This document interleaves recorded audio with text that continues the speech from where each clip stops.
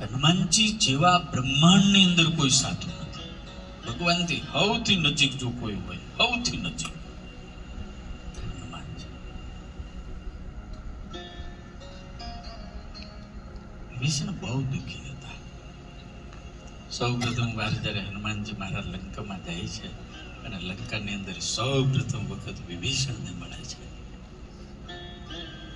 અને પ્રસંગ પણ કેટલો મસ્ત તુલસીદાસજી લખે, મન મહુ તરક કરે કપી લાગા, તેહી સમય વિભીષણ જાગા.